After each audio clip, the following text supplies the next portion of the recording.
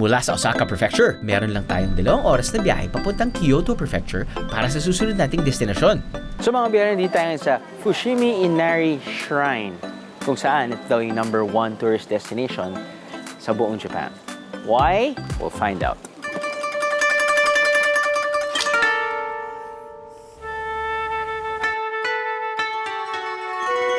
Sa entrance makikita agad ang Romon Gate na donasyon ng isang sikat na general sa Japan, si Toyotomi Hideyoshi noong 1589.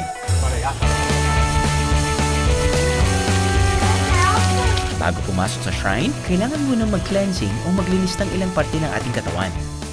Kumuha ng tubig gamit ang bamboo scoop gamit ang inyong kanang kamay. Tapos buhusan ng tubig ang inyong kaliwang kamay. Tapos ang kanang kamay naman. Maglagay ng tubig sa kaliwang kamay para hugasan naman ang inyong bibig. Huwag iinumin ng tubig, okay? Tapos hugasan ang handle ng scoop bago ibalik ng nakataob sa lalagyan.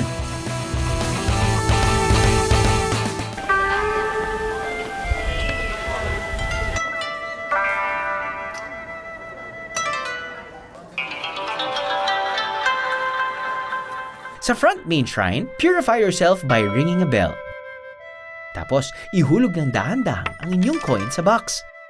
Yumuko.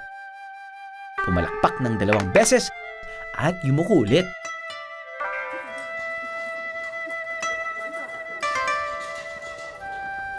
Bilang isa itong shrine, may mga ritual na kailangan gawing biyeros. Ang tamang paggawa sa mga ritual na to ay paraan din natin ng paggalang sa paniniwala nila.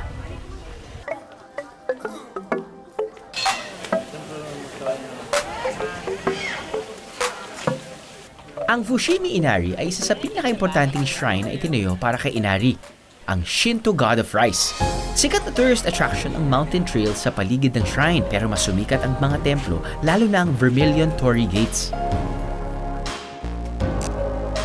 Ang mga ito raw ay bigay ng mga tao o kumpanya sa Japan. Nakaukit dito ang kanilang mga pangalan at kung kailan ito binigay. Iba-iba ang halaga ng bawat gate na to. Ang maliit ay nagkakahalaga ng 400,000 yen o 200,000 pesos at ang pinakamalaki ay aabot ng 1 million yen o 500,000 pesos. Wow! Mukhang bigatin nga ang Shinto god na si Inari. Kapansin-pansin din ang ilang statwa ng mga fox o alamid sa paligid ng shrine dahil sila raw ang mga mensahero ni Inari. Dahil na rin old Japan ang look na shrine na to, may ilang turista na tinodo na ang pamamasyal by wearing a kimono. Swak nga naman itong pang OOTD at pang picture-picture.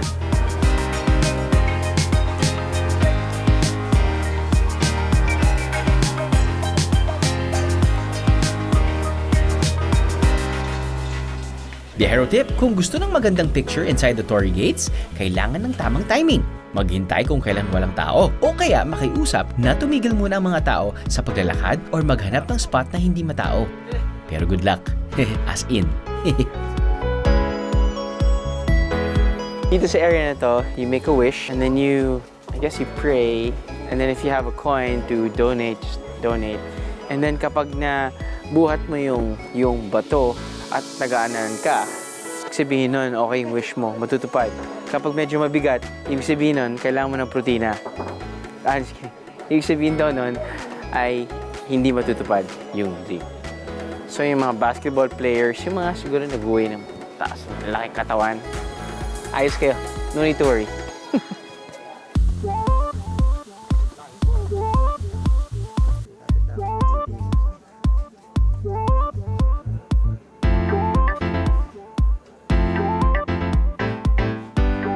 So, nalibot nyo na yung mismong shrine, and usually, after how many hundreds of meters, may parang sari-sari store kung saan pwede kang makabili ng pasalubong, memorabilias, may mga ref magnets ng miniaturized gates, which is pretty much a symbol of this shrine.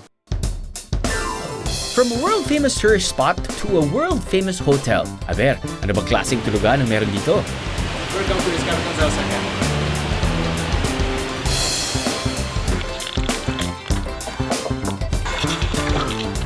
Secret password, please. True biyahe.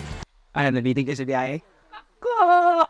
All you gotta do is just subscribe to the YouTube channel of GMA Public Affairs and you can just watch all the behind the Drew episodes all day, forever in your life. Let's go! Yeehaw!